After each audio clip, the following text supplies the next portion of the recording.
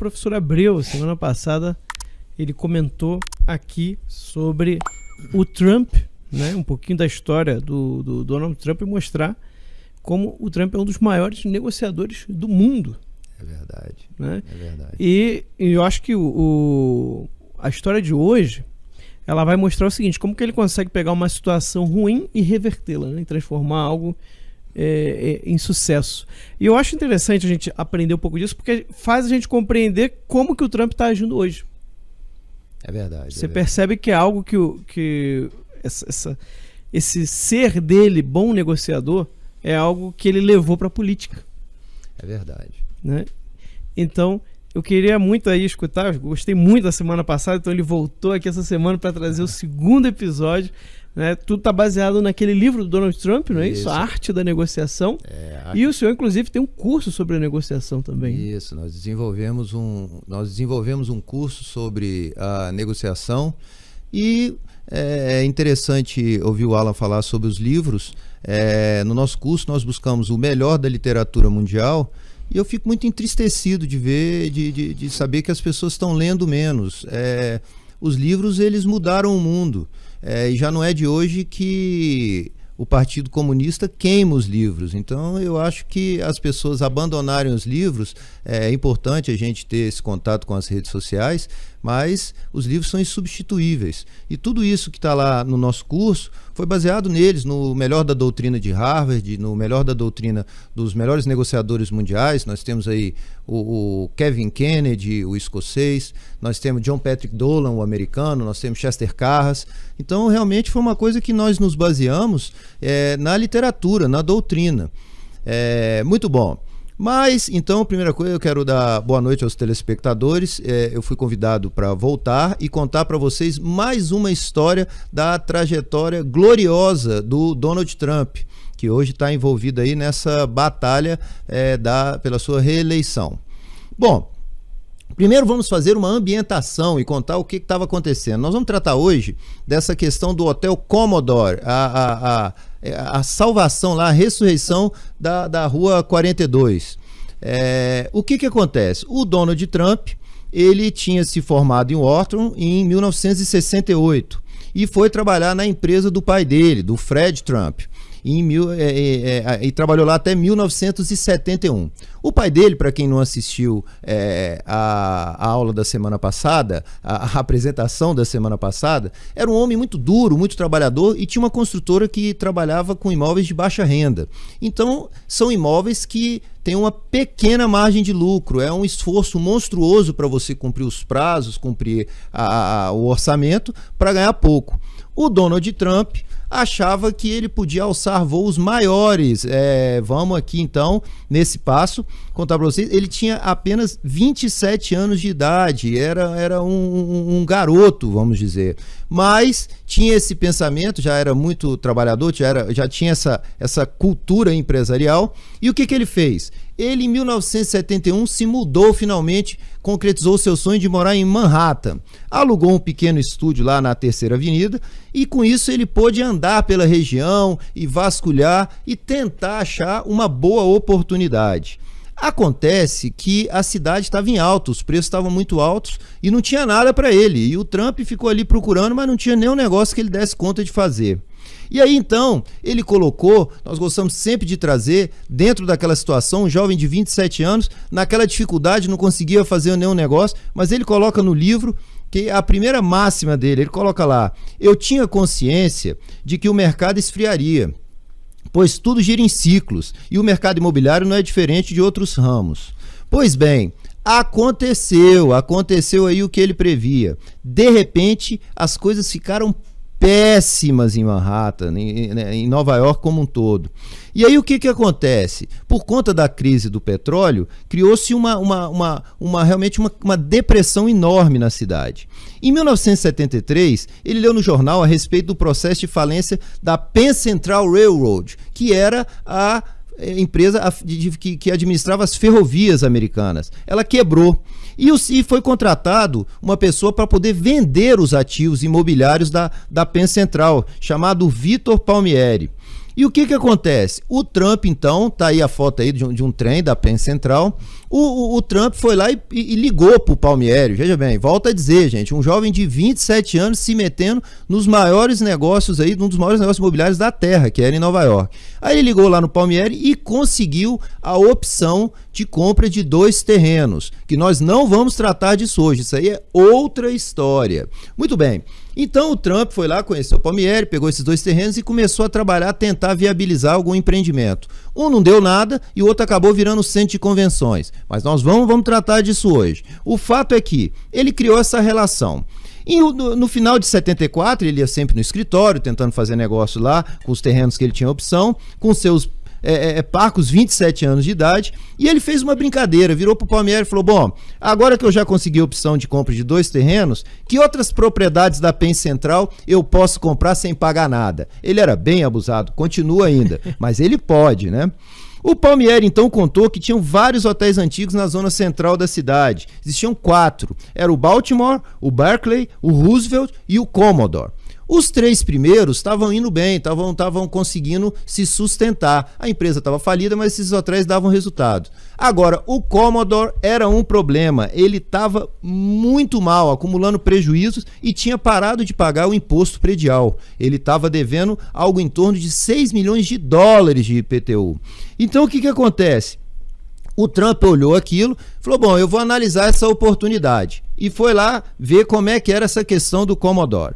Nesse passo, eu tenho que contar para vocês como é que era a situação do Commodore. O Commodore está localizado na esquina da avenida da 42, da rua 42, com a Park Avenue. Tá aí, ó, olha lá. Então vocês observam que ele está do ladinho ali da Grand Central Station, da estação ferroviária. Ele é vizinho de porta. Hoje, com esse mapa moderno, já tem lá o Hyatt, que foi o que aconteceu. Nós estamos contando uma história, mas já podemos contar no final. Isso aí virou, o Commodore acabou virando o Hyatt. Nós vamos contar para vocês como, e vocês vão ver quem é Donald Trump. Eu realmente estou estupefato de ver que metade dos americanos, por conta de um evento externo, que é o Covid, votaram a favor de outro candidato para tirar o Donald Trump, que eu, pessoalmente, não conheço um negociador tão habilidoso. Muito bem, então nós vimos aí onde é que ficava o Commodore, e a situação atenção, hein, ponto importante para entender a história.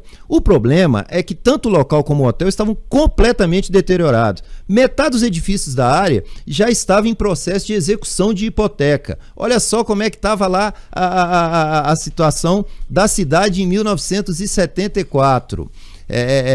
PH, por favor, coloca lá isso. Olha só, carros abandonados.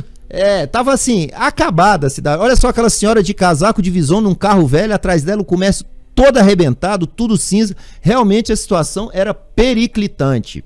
A ponto do assessor de imprensa do presidente Gerald Ford, Ron Nessen, comparou a dependência da cidade à ajuda federal a uma filha rebelde viciada em heroína. Olha só o que o assessor do presidente falou, para vocês terem uma ideia. Eu estou contextualizando aqui para vocês verem como é que estava Nova York naquela época. Gente, para vocês terem ideia, Nova York de 70 a 75 perdeu quase 500 mil empregos formais. Nos anos de 73 e 74, que é esse ano que o Donald Trump foi lá conhecer o Hotel Commodore, o município de Nova York praticamente decretou falência, se vendo obrigado a reduzir os gastos públicos em infraestrutura, limpeza e segurança drasticamente. Mais de 20% do contingente de trabalhadores das áreas de serviços públicos e polícia foram dispensados. Gente, a gente fala que não tem polícia, naquela época lá a cidade estava tão mal, eles não conseguiam parar, eles tiveram que demitir o efetivo policial. O que aconteceu? A criminalidade foi lá em cima, muito assalto, homicídio, a coisa realmente estava muito mal, a cidade toda suja. Quem chegava no aeroporto da cidade em 75 era abordado por voluntários que distribuíam um guia de sobrevivência e recomendavam a não sair à noite, não andar de metrô, entre outras medidas que transitavam entre a precaução e o terrorismo. Então, realmente, a situação da cidade era periclitante, mas Donald Trump olhou e enxergou uma oportunidade, e aí ele colocou outra máxima lá em seu livro. Ele colocou lá: não raro, as melhores oportunidades para se fazer negócios surgem durante os piores acontecimentos. Olha só a cabeça do cidadão, gente, vindo aquilo tudo detonado. Ele tinha um pai estabilizado, podia ter ficado quietinho lá no Brooklyn, levando a sua boa vida de playboy, mas não, foi para Manhattan buscar oportunidade, e foi buscar justamente quando a coisa estava absolutamente depauperada. É interessante essa coisa de assumir os desafios, né? Você vê que tinham 4 hotéis, ele pegou o pior. É esse. E, gente, vocês viram o hotel? Realmente é um hotel de 140 mil metros quadrados de obra, tem 1.400 quartos. Então o homem com 27 anos, enxergando aquela desgraceira toda, e olhar e falar: esse aqui é o meu, aqui é uma grande oportunidade. Poxa, isso aí realmente é um fato muito, muito, muito impressionante. É um cidadão que realmente, já novinho, demonstrou que era capaz. Mas vamos lá, hein, que vocês vão ver os nós que ele vai desatar para conseguir concretizar o negócio. Bom, a fachada do Commodore estava completamente suja e o saguão todo estragado. Lembrava os hotéis mantidos pela Previdência Social. Na rua, lotada de boteco de ambos os lados. Temos essa foto. Olha só como é que estava Nova York, gente. A rua suja, carro parado no meio da rua. Imagina hoje, se você for em Nova York, parar um carro daquele ali no meio da rua, em 5 segundos aparece um policial e guincha seu carro e te multa. Mas olha só como é que fala, os comércios todos invadiram a rua. Realmente a cidade estava largada. Muito bom. Mesmo nessa situação, Donald conta que quando foi visitar o local, quando se aproximou do hotel, algo bastante interessante chamou sua atenção. Eram mais ou menos 9 horas da manhã e milhares de passageiros bem vestidos, chegados de Connecticut e Westchester, vinham saindo da Grand Central, da estação e das estações do metrô. Olha só que beleza, a Grand Central é maravilhosa, olha só que obra linda. E ali do lado, ó, ali atrás, tá lá o Commodore, olha o tamanho do bruto, olha só o que o menino resolveu enfrentar. Então, o que ele viu? A cidade estava à beira da falência, mas, Max, conforme você enxergou, mas tudo que ele viu foi uma magnífica localização.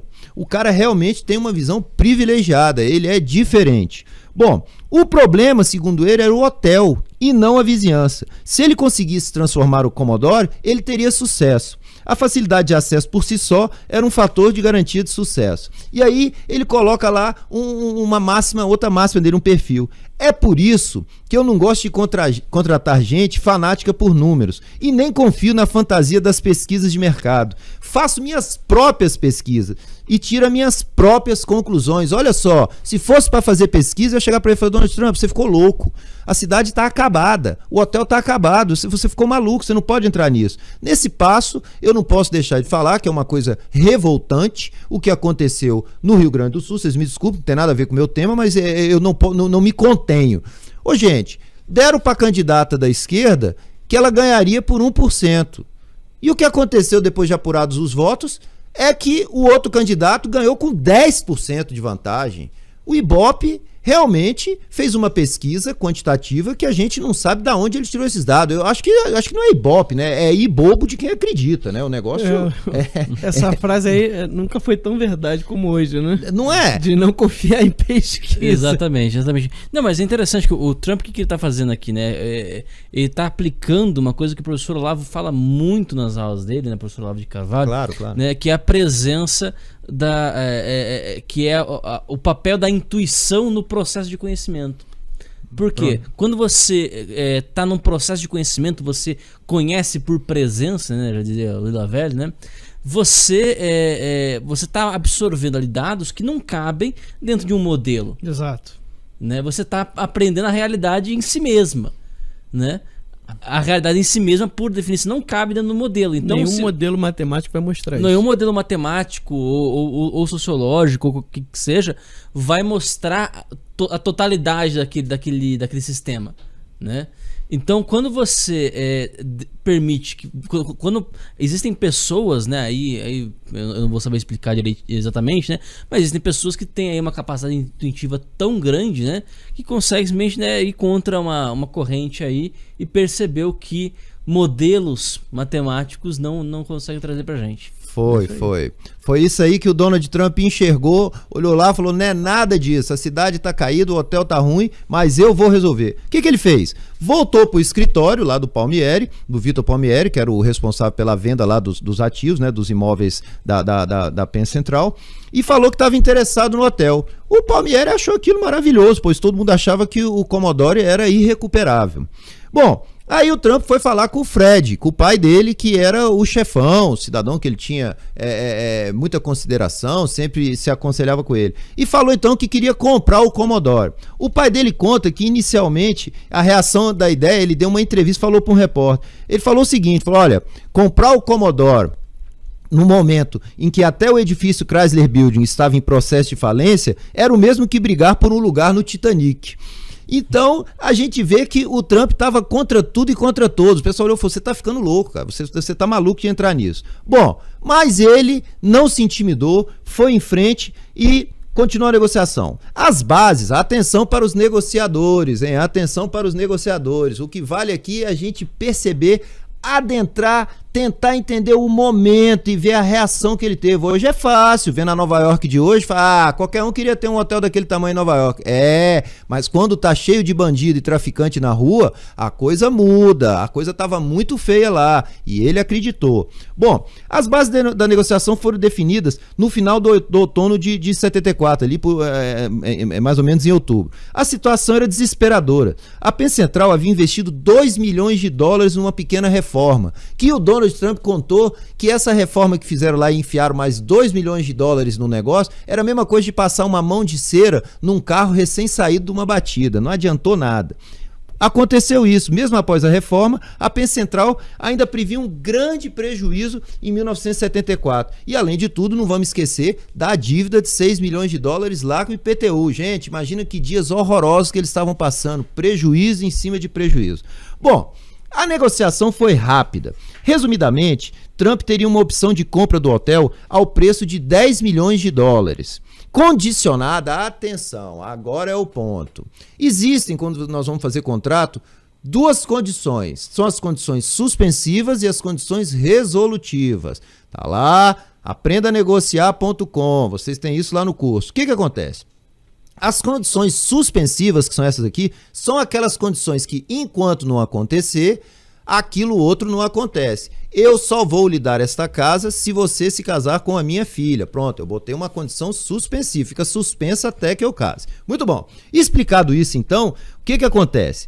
Tava lá o preço, então, por $10 milhões ele compraria o hotel, condicionada a... Agora olha os nós desse negócio. Obtenção de incentivo fiscal pela prefeitura. Ele teria que conseguir uma isenção de impostos por muitos anos para poder convencer depois lá o banqueiro a dar o financiamento. Então, conseguiu incentivo fiscal. 2, o financiamento, claro, para ele ter o dinheiro para fazer o novo hotel. E 3, conseguir um sócio do ramo hoteleiro, um sócio tradicional. Gente, olha só o que esse homem resolveu enfrentar. Em outras palavras, ele tinha ele tinha que ter tudo garantido antes de efetivar a compra. Nesse meio tempo, olha só o que é o negociador. Nesse meio tempo, ele tinha que fazer um depósito para a Penn Central de $250 mil, um depósito não reembolsável. Então, o que acontece? Os contratos foram redigidos, mas o Trump não estava querendo empatar $250 mil em um negócio que ainda demoraria muito tempo, que ele dependeria da prefeitura dar o incentivo, que ele dependeria lá dos banqueiros darem o financiamento, que ele dependeria de alguma rede hoteleira querer operar o hotel. Em suma, estava tudo solto. O que ele tinha, na verdade, era vontade. O que ele fez? Ele falou para os advogados dele, atenção negociadores. Ele chegou para os advogados dele e falou, olha, vocês vão procurando aí questiúnculas no contrato, de forma que vai empurrando isso aí para eu não ter que depositar os $250 mil, enquanto eu vou tentando amarrar pelo menos alguma dessas pontas. Eu não tenho nem financiamento, eu não tenho isenção de impostos, eu não tenho um operador para hotel, eu não tenho nada. Eu tenho que dar $250 mil. Aí vocês vão me falar, poxa, mas isso aí o Donald Trump, então, ele não foi campeão, ele não foi honesto, ele não pagou. Opa. Ele não foi honesto? Não, ele foi super honesto, não há nenhuma desonestidade. A Penn Central também estava ali negociando porque queria, ninguém estava empurrando nada. Na semana passada eu disse, tá lá no curso, negociar não tem nada a ver com fazer amigos. Uma coisa é você defender seus interesses. Então o Donald Trump estava defendendo os interesses nisso, e o que nós ensinamos no nosso curso é como você negociar de forma profissional, de forma com que você vai ter os seus interesses garantidos. Esse é que é o ponto. Ser bonzinho é outra história, não tratamos disso no curso. Não é uma questão de ser agressivo, é uma questão de defesa dos seus interesses. Muito bom. Aí o que acontece? Ele trabalhava, enquanto isso, para cumprir as outras condições da negociação. O que acontece que ele tinha que resolver? Vamos lá, hein? Vamos situar. Ele tinha, em primeiro lugar, que continuar lá provando para a Penn Central e para o seu Vitor Palmieri que a proposta dele era a melhor. Segundo, ele tinha que convencer algum administrador de hotel experiente a acompanhá-lo antes de fechar o negócio. Tá certo? Então tinha que ser um sócio qualificado. Por quê? Porque aí o empréstimo ia sair mais fácil, ele ia convencer o banqueiro. Terceiro, ele tinha que convencer os responsáveis da prefeitura de que a concessão de incentivos fiscais muito mais vantajosos que os costumeiros era do mais alto interesse da administração. Falou, olha, é o seguinte, eu não vou pagar o seu imposto, mas isso aí é muito bom para você. Olha só o que esse Donald Trump é a argumentação do cidadão. Muito bom. E ele tinha que conseguir o financiamento, claro. Se ele conseguisse um operador campeão, se ele conseguisse a isenção de impostos, aí o banqueiro podia amolecer o coração e falar, bom, nesse caso aí eu vou poder emprestar o dinheiro. Muito bom. A primeira coisa para ele conseguir isso, ele é um homem muito prático, um cara craque, ele falou, não, o que eu preciso é um grande projeto. Ele entendeu que precisava, antes de qualquer coisa, era de um projeto realmente extraordinário, um projeto que entusiasmasse as pessoas. Marcou um encontro, então, com um arquiteto proeminente, também muito novo, mais ou menos da idade dele, com menos de 30 anos, chamado Darius Scott.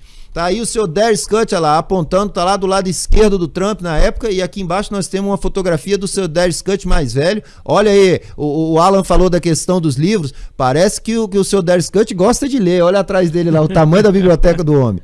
Muito bom. E ele marcou então, com esse jovem e talentoso arquiteto, lá no Maxwell Plan, era um restaurante bacanérrimo da época, o mais transado, olha lá, cheio de lustrezinho em cima. O restaurante realmente era o local mais interessante para os solteiros, cheio de artista, cheio de cantores, a comida era fabulosa, servia desde chile mexicano até caviar, passando pelos hambúrgueres, diz que era uma festa o negócio. E ele foi lá com o Darius Scott e começou a conversar e contou do projeto, diz que o arquiteto já se animou e começou a escrever no próprio guardanapo, rascunhar no guardanapo, e o Trump já gostou daquilo, falou, opa, esse cara aqui é dos meus. O que ele fez? Na hora de sair, quando foi sair, ele convidou então para poder ir lá no apartamento dele.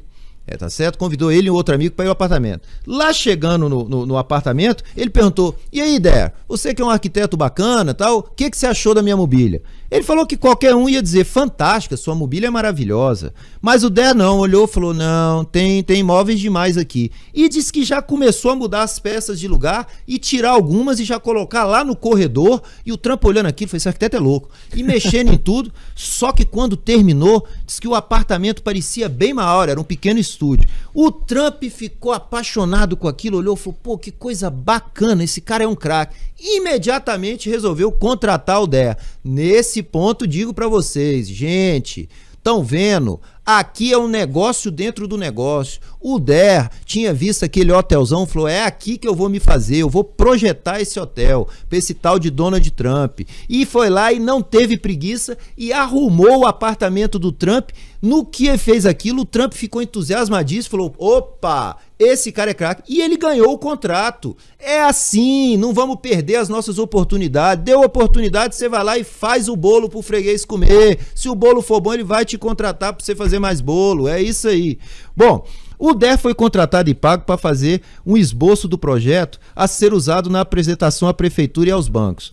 O Trump pediu que os desenhos fossem apresentados de forma a dar a impressão de ter sido gasto uma fortuna para conseguir. Ele falou, Der, você faz uma coisa bem impactante. E aí ele solta a sua outra máxima importantíssima. Uma apresentação bem feita tem um efeito duradouro. Vocês que são advogados que estão me assistindo, vocês que são consultores, quando você vai apresentar alguma coisa, capricha. Tá aqui, gente, o homem já deixou aqui escrito para nós, o Donald Trump, ele falou, Der, faz umas plantas legais, mandou fazer maquete, ele caprichou porque isso vende. Muito bom. Aí o que acontece? A coisa ia bem, lá na primavera de 75, o projeto estava bem adiantado, ali no fim de abril, quando o Der ligou para o Trump, contando que tinha sido demitido. Olha o que aconteceu. O Trump olhou e falou, ai, agora pronto. Por quê? Porque ele precisava de um grande escritório de arquitetura por trás, para poder dar credibilidade. E podia ser que o Der demorasse para até se colocar em outro grande escritório de arquitetura. Mas acontece que, felizmente, isso não aconteceu. E o Der rapidamente foi contratado pela Grusin Partners, um outro grande escritório de arquitetura de Nova York, tá certo? E aí ele pôde negociar. Aí olha o que aconteceu. A empresa antiga do Der, que demitiu ele, queria o projeto. O Der também queria o projeto. Todo mundo queria fazer aquele negócio bacana, aquele hotel campeão no centro de Nova York. O que acontece? Com essa situação, dona de Águia Trump olhou e falou, opa, olha aí a oportunidade. E foi lá e conseguiu negociar honorários bem baixos. O Der não gostou nem um pouco dessa história, mas ele não queria perder o negócio, sabia que ia ser um empreendimento muito bacana e acabou fazendo, o que não foi pouco serviço. Imagina projetar um hotel de 140 mil metros quadrados. Pois é, o Trump acabou de apertar, fez um negócio dentro do negócio. É isso, ele caprichou. O cara não tem preguiça e aproveita as oportunidades. Muito bom. Aí o Trump, então, já tinha o projeto, já tinha o contrato lá com o Palmieri, estava lá controlando para não depositar os 250, tá certo? $1.000. E aí ele foi fazer o quê? Falou, bom, agora eu tenho que ir atrás do administrador. Ele tinha 27 anos, não entendia nada de hotelaria. E era raro sequer, ele conta que era raro até dormir num hotel. O que ele fez? Mesmo assim, ele estava tentando comprar aquele monstro daquele hotel, tá certo? Tava claro que ele precisava de um administrador experiente. Tinha que ser uma grande cadeia de hotéis. Por quê? Porque elas têm acesso ao Sistema Nacional de Reservas. Ele tem boas referências comerciais e tem experiência em administração. Falei, eu preciso disso, igual ele precisava de um arquiteto, de um grande escritório de arquitetura. Ele também precisava de um grande operador. O que ele fez? Desde o início, a Hyatt era a preferida do Trump. Por quê? Porque a Hilton e a Sheraton, ele achava que elas pareciam muito antigas e conservadoras. E o Holiday Inn e o Ramada não tinham classe suficiente. O Hyatt tinha uma aparência moderna, leve, limpa e um pouquinho sofisticada. Além disso, o ponto forte do Hyatt eram as convenções. E ele achava que isso poderia ser um grande negócio para um hotel na área central da cidade. Muito bom. Além disso, ele achava também que tinha uma chance grande deles toparem fazer negócio com ele, porque a Hyatt não tinha hotel ainda em Nova York. Bom, com esses argumentos, ele foi lá, tomou coragem de novo e foi lá e ligou para o presidente da Hyatt, um chamado Hugo Friend Jr., e marcou um encontro. Ele não ficou muito impressionado com esse Hugo Friend, não, mas ele descobriu nessa reunião que eles realmente pretendiam abrir um hotel em Nova York. Conseguiram chegar a uma negociação preliminar repleta de condições. Gente, o Trump ficou na maior felicidade, assim como nós todos ficamos quando conseguimos fazer um grande negócio. Ficou todo feliz. Bom, agora eu tenho um grande projeto e agora eu tenho um grande parceiro para operar o hotel. Mas 2 dias depois, o presidente Hugo ligou para ele e disse, olha, desculpa, mas nós não vamos poder fazer o negócio naquelas condições. Cara, que balde de água fria. O Trump ficou arrasado. E isso aí se tornou uma rotina. Eles negociavam novas condições, apertavam as mãos e dias depois o negócio era desfeito. E o Trump tá naquela luta e vai e volta, até que finalmente um executivo da Hyatt, com quem ele tinha feito amizade, ligou para ele e disse, olha, eu quero fazer uma sugestão. Acho que você devia procurar o Jay Pritzker e negociar diretamente com ele. Quem que é o Jay Pritzker? É um dos donos da rede Hyatt. A família Pritzker é uma das donas da rede Hyatt. Trump nem sabia quem ele era, mas seu amigo disse que era quem realmente dirigia o negócio. E aí ele percebeu por que o negócio estava dando errado. Nesse ponto, ele colocou uma outra máxima. Diz o Trump, se pretendemos fazer um negócio bem feito, temos que procurar a pessoa que realmente toma decisões. Gente, isso aqui tá lá no nosso curso, é a questão da autoridade limitada. Você tá ali negociando, olha lá, tá lá o Jay Pritzker lá, tá certo? Mas ainda não é a hora, PH, calma lá um minutinho, deixa eu acabar de contar essa máxima do Trump aqui. Olha só, a questão da autoridade limitada. Como é que é isso? É muito comum em banco, você vai negociar, o banqueiro olha e fala, não, tudo bem, mas isso aqui eu tenho que passar para a diretoria. Em shopping center é comum, não, nós temos um comitê. Ou seja, você está negociando com uma pessoa que para aprovar a sua proposta você vai ter que falar com outra pessoa. E aí, lá no curso, nós temos os antídotos, como é que você faz para dobrar essa resistência. Muito bom, vamos para frente então. Aí, o Donald, indicado por aquele amigo, ligou pro Jay Pritzker, lá vai ele de novo, que pareceu gostar da ligação. Embora a sede da Hyatt fosse em Chicago, ele disse que viria a Nova York na semana seguinte e ver se poderiam se encontrar. E aí perguntou, será que você pode me buscar no aeroporto? E aí o Donald Trump conta uma história interessante. Nessa época, ele não andava de limusine. Depois, a Chrysler chegou até a fazer uma limusine Trump, uma edição própria dele lá, com o que ele achava que era mais importante. O nome dele. Com o nome dele, Mas nessa época, Max, ele andava num carro que não tinha nem ar-condicionado e tava um calor danado, então disse que tava totalmente desagradável. Mas diz que o Jay se sentiu mal, não demonstrou. Diz que ele era um sujeito muito objetivo quando se tratava de negócio. Segundo ele, era um sujeito alegre quando está descontraído. Mas na maior parte do tempo, ele é agressivo, direto e jogava com autoridade. Mas o Trump falou que não tem problema com isso. E se deram muito bem. E aí o Trump conta um perfil dele que eu faço questão de trazer aqui para vocês. Diz ele o seguinte... Outra característica é que Jay não confia muito nas pessoas com quem negocia. E eu também sou assim. Desconfiávamos um do outro, mas acho que houve um respeito mútuo desde o início. Então, gente, tá aqui um dos maiores negociadores do mundo. Vocês não têm que se sentir mal se vocês estão negociando e sentem que a coisa não tá, assim, tão agradável. Você vai tentar criar o melhor ambiente possível, que é o que ele fazia. Agora, querer que o cidadão seja o seu queridão, aí é demais, né? Isso aí realmente não acontece, não existe, estamos tratando de dinheiro. Bom, eles conseguiram negociar em pouco tempo, concordaram com a sociedade paritária, meio a meio. O Trump construiria o hotel e a Hyatt o operaria depois de pronto. Segundo o Trump, atenção negociadores, o bom é que a partir daquele momento ele podia tratar direto com o Jay. E ele conta que até hoje, mesmo com as divergências, na época até 87, quando esse livro foi escrito, a sociedade, apesar das divergências, é saudável. Muito bom. Aí, em maio de 75, eles convocaram uma entrevista e anunciaram o acordo para a compra, demolição e reconstrução do Commodore em sociedade. Desde que conseguisse a isenção lá da prefeitura de impostos e o financiamento para construir o hotel. Bom, mas agora o Trump já tinha o negócio com o Palmieri, já tinha o grande projeto com o Derek Scott, com a grande empresa lá, com a grande companhia de arquitetura, e já tinha a Hyatt. Muito bom, ele foi desatando os nós. Deixa eu só fazer um comentário. Claro, eu acho Marcos. interessante no Trump, e essa postura, ela é bem anti-esquerdista, bem anticomunista, bem antissocialista, que é o seguinte, ele em nenhum momento dessa história aí, você ouve chegar assim, aí ele foi lá pro pai dele e pediu ajuda. Vocês percebem isso? Não. Porque, cara, o pai dele era um magnata. O pai dele era um homem Podia muito resolver os problemas dele todos. Era. Fazer uma consultoria lá, escolhe o arquiteto, escolhe fulano. Não, ele mesmo vai. Falou, eu vou escolher o que eu acho que é melhor. Eu vou correr atrás. Então, ele toma pra si o desafio e ele vai embora. É isso, ele desata os nós, Max. Eu acho isso admirável no homem, principalmente no homem, sabe? É verdade. Ele precisa ter isso, o homem precisa ter isso. É verdade. Chegar lá e resolver, não ficar dependendo do outro, da instância superior, do Estado, né, do auxílio, do não sei o quê. Observa, Max, observa que aqui é o contrário. Até o pai dele, quando ficou sabendo do Commodore, o pai dele foi contra. Falou, você tá louco. Olha aí. Você tá louco. Isso é a mesma coisa de querer comprar uma passagem pra entrar no Titanic.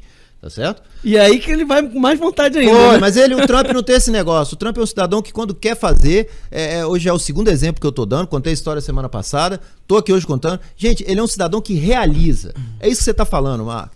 O Trump é um cidadão que ele faz contra tudo e contra todos, mas ele é realmente um cidadão que tem esse poder. Mas vamos lá ver como é que faz. Bom, então, em maio de 75, convocaram essa entrevista, falando que iam fazer o negócio desde que conseguisse a isenção da prefeitura e o financiamento. Bom, até aqui então ele tinha o pré-projeto e o administrador. E aí foi então atrás do financiamento. Olha que situação, que coisa fácil, né? Nova York toda detonada e você aos 27 anos de idade vai enfrentar os banqueiros nova-iorquinos. Olha que missão fácil, né? Que coisa assim, simples de fazer.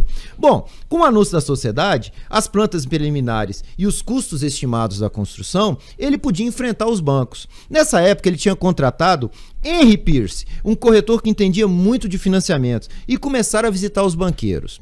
O Henry tinha quase 70 anos, mas, segundo Trump, tinha mais energia que a maioria dos jovens de 20. Ele foi incansável na busca do financiamento para o projeto. A sua idade e perseverança ajudaram muito. Ele visitava os banqueiros, aí olha só, gente, a malandragem, entre aspas, a boa malandragem do Trump. O que ele fez? Amarrou um bom escritório de arquitetura. O que ele fez? Amarrou um operador de primeira linha. O que ele fez? Amarrou lá, fez um negócio com um corretor de 70 anos, um sujeito como esse que vos fala, de cabelos grisalhos, que transmite toda uma segurança, e diz ele que os banqueiros nem olhavam para ele, ninguém sabia quem era Donald Trump, nunca tinha construído nada em Manhattan na época. Ficava todo mundo olhando pro Henry e perguntando, falando assim, e aí Henry, como é que é o negócio, o que você precisa? E o Trump achando uma graça danada, falou, não, ele é que é meu contratado, mas as pessoas só conversavam com ele, os banqueiros, ele é que tinha credibilidade.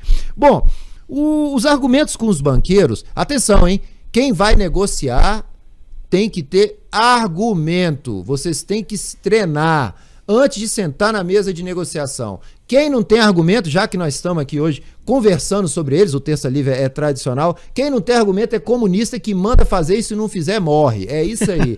Nós aqui, os liberais, temos que convencer as outras pessoas a fazer negócio conosco. É assim que funciona. Então o argumento é a base dos negócios. E os argumentos deles eram o quê?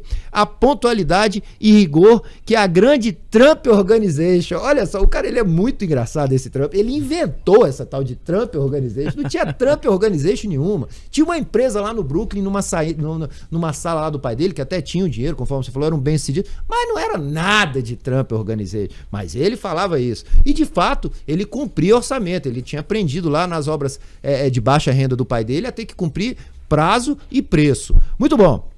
O que acontece? Então ele falava lá do rigor orçamentário que a grande Trump Organization tinha e a demonstração das plantas, olha a questão da apresentação, levava as plantas lá, a maquete, mostrava para os banqueiros, olha que maravilha, isso aqui o prédio vai ser todo envidraçado, uma coisa bacana, uma coisa moderna, e ele conta como o hotel reverteria a situação dos arredores lá, quantos empregos geraria, e a sociedade fantástica e incomparável com a Hyatt. Quer dizer, ele falava para os banqueiros, isso aqui vai ser um fenômeno, vocês têm que me dar o dinheiro para eu fazer esse hotel.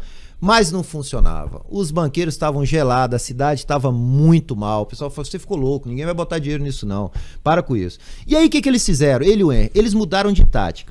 Percebendo que uma abordagem positiva não funcionava, partiram para provocar a culpa, o medo e o senso de obrigação moral dos banqueiros. Eles diziam, vocês devem isso a Nova York, a nossa cidade está com problemas, mas ainda é uma grande cidade, é a nossa cidade. Vocês investem milhões de dólares em país de terceiro mundo e em magnatas do ramo de shopping center e não se sentem na obrigação de colocar dinheiro na sua própria cidade? Mas mesmo assim, nada funcionava. Os banqueiros estavam gelados. Nessa época, o Trump é honesto, ele é um cara bacana, ele conta no livro que ele pensou em desistir, diz que ele ficou... Gente, vocês têm que pensar que, poxa vida, o cara tava amarrando as pontas e o negócio não ia, os meses passando e ele gastando e andando atrás daquilo e vendo e segurando a pressão de um lado e do outro. Então o que acontece? Mas diz que o Henry e seu advogado Jerry Shager impeliram ele a seguir em frente, falaram, não, Trump, cara, ele contagiou os próprios companheiros de armas, os que estavam do lado dele ali, falou, não, agora vai, agora que você já conseguiu isso tudo aqui, eles ficaram entusiasmados, nós vamos fazer esse negócio. Muito bem, porém estava claro que eles não conseguiam financiamento sem os incentivos fiscais da prefeitura, sem que a prefeitura liberasse do pagamento de IPTU para poder mostrar para o banqueiro, falar, o negócio está melhor, agora ainda não tem que pagar imposto, você pode emprestar o dinheiro que você vai receber de volta.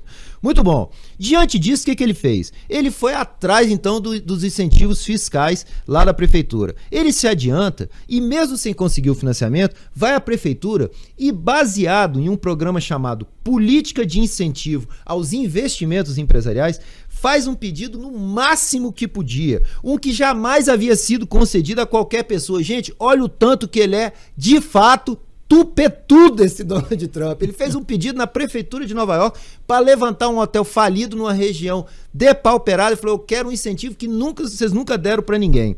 E aí, o que acontece? O primeiro ataque à prefeitura foi em outubro de 75. O Commodore estava perdendo dinheiro e deteriorando-se rapidamente. A região central estava virando uma favela.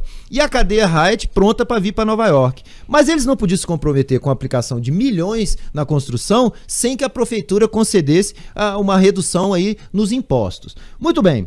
O setor econômico da prefeitura, atenção, hein? Vai ter o pulo. Concordou em elaborar um programa no qual eles fossem sócios. A prefeitura daria isenção total do imposto do IPTU por 40 anos e o Trump pagaria uma taxa anual além dos lucros. Olha só como é que o negócio funcionava.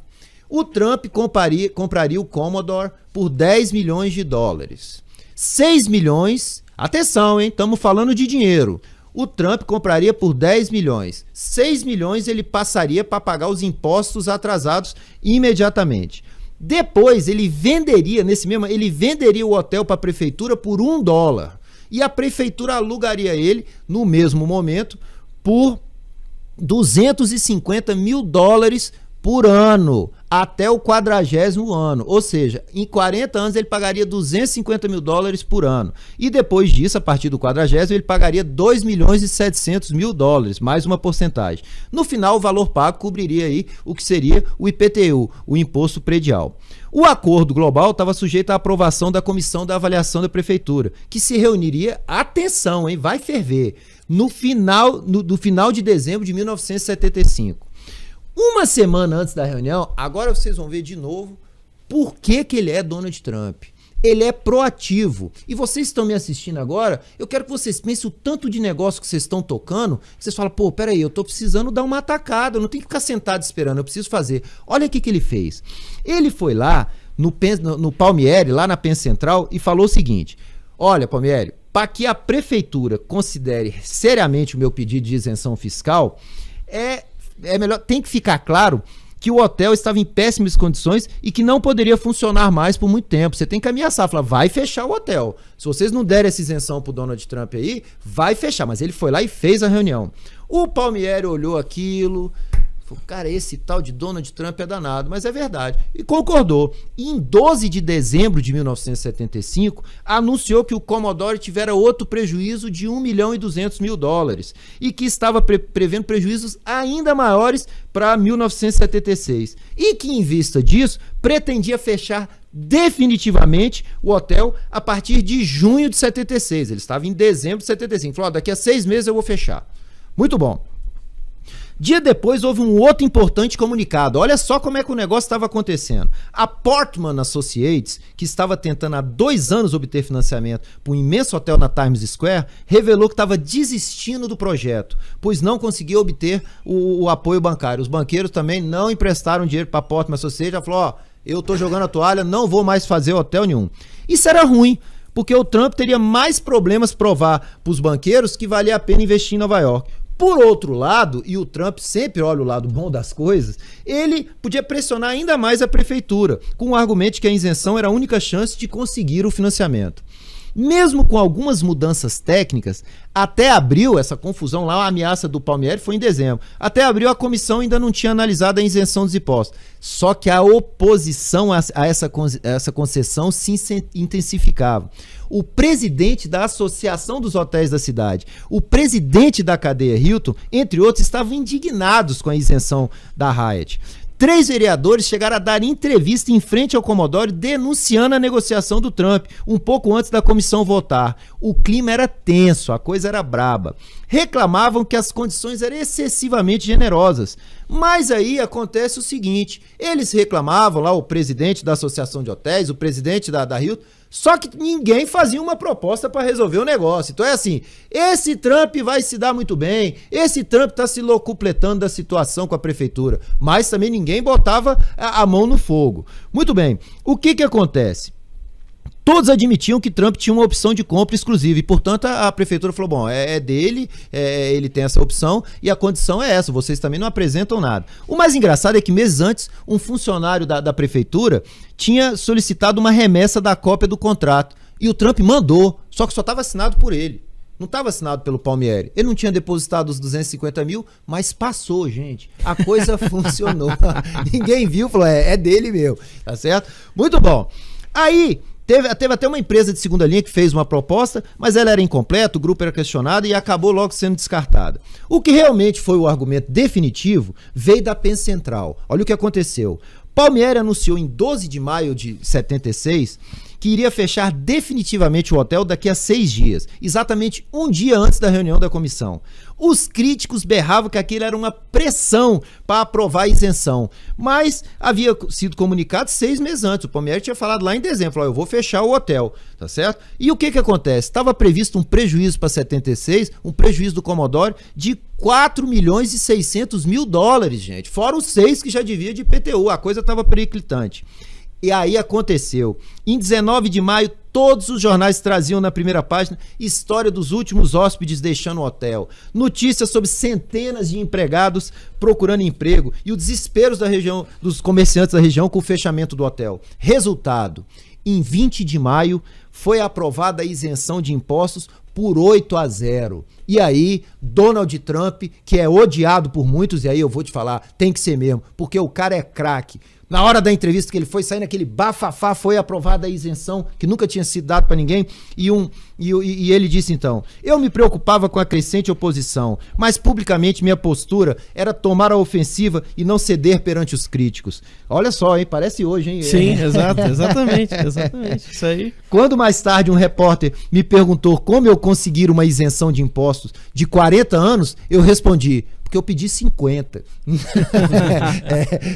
O cidadão, desde novinho, é um cara complicado. Bom, aí o que aconteceu? De posse de tudo isso que ele tinha, o orçamento, o projeto, o orçamento, a Hyatt, a isenção, ele foi de novo nos banqueiros. Mas vocês acreditam que eles ainda estavam... Gente, olha como é que a coisa estava preta.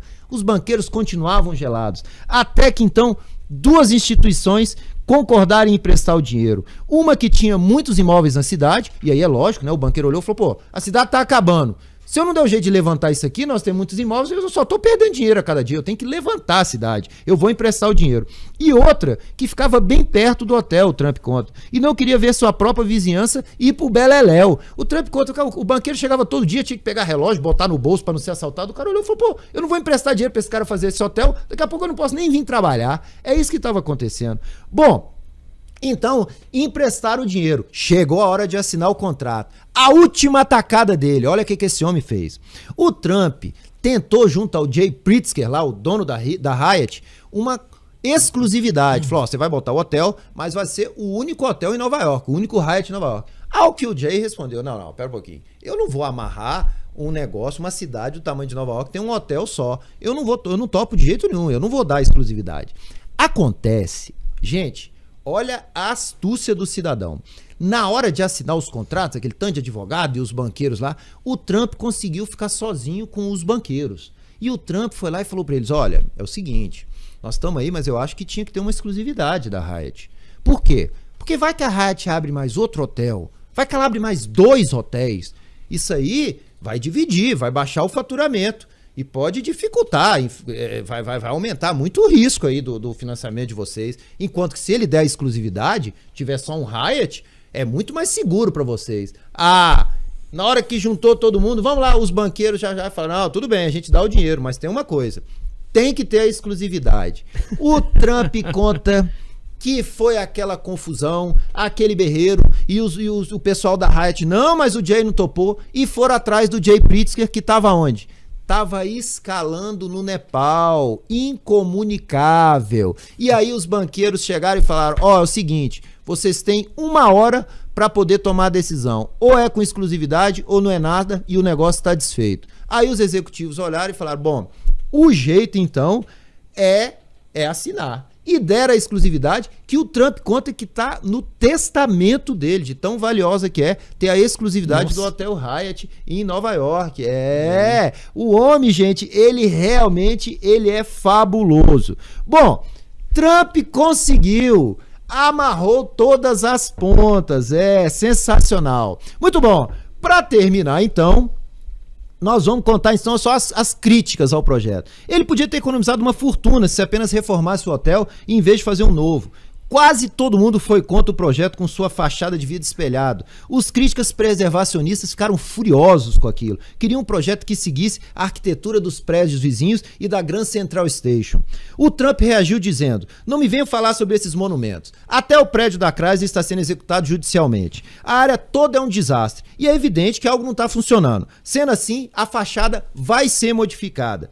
É engraçado que esses mesmos críticos depois adoraram o prédio. Olha aí a foto do Harvard, olha a do Hyatt. Por quê? Pois as 4 faces de vidro espelhado refletiam a Grand Central Station, o Chrysler Building e outros monumentos, valorizando-os ainda mais. Gente, o hotel abriu em setembro de 1980 e foi um sucesso desde o primeiro dia.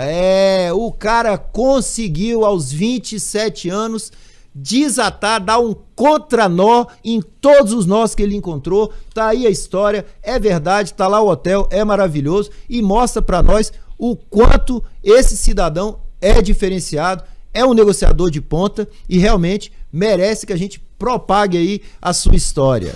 Muito bom, Max, é com você, Ítalo. Maravilha. Não, incrível, né? Ainda conseguiu 40 anos de isenção. Você está acabando agora. 40 anos, é verdade. É verdade. É uma coisa, Max, que a gente vê que é até uma lição para nós, né?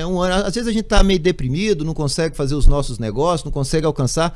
Quando a gente ouve uma história dessa, tão grandiosa, a gente olha e fala: não, eu tenho que me levantar, eu vou trabalhar, eu vou fazer. O Trump fez. Inspira, né? Inspira, é inspirador. E quem quiser fazer o curso lá de negociação, como é que faz? Obrigado, Max. Então, se vocês querem aprender, o curso, ele realmente, gente, é da mão pra boca, é aprender agora e usar daqui a meia hora. É muito, muito, muito prático. Vocês vão lá, é lá no aprendaanegociar.com. Não tem jeito de errar. Aprendanegociar.com.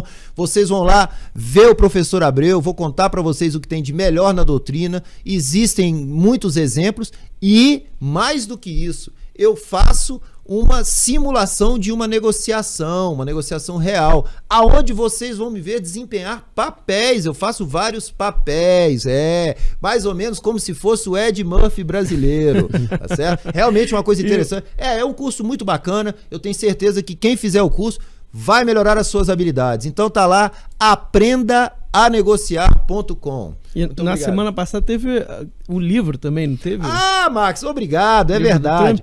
Nós estamos aí com uma promoção aqui no Terça Livre. Semana passada nós distribuímos para os primeiros compradores lá do curso. Nós vamos então entregar para vocês vão ganhar cinco primeiros vão ganhar um livro, esse livro do Donald Trump, A Arte de Negociar. Então, vocês que estão nos assistindo, tá na hora, além de se aprimorarem, eu recomendo fortemente que faça o curso, vocês vão ver que vocês vão ganhar. É uma coisa bastante efetiva. Então, tem lá os 5 livros para os primeiros 5 compradores. Tá certo, professor Abreu. Obrigado aí pela exposição. Eu tô gostando muito aqui com certeza. Dessas aulas aqui, aprender um pouquinho do Donald Trump, né? Um pouco da vida dele e dos desafios que ele conseguiu avançar. Agora eu acho que ele está aí no seu maior desafio de todos. A gente está acompanhando. Vamos ver como é que vai ser o desfecho desse desafio atual. Então, muito obrigado pela participação. Obrigado ao Terça Livre, obrigado Ítalo, obrigado Max, obrigado Alan e obrigado aos telespectadores. Uma boa noite, então. É isso aí.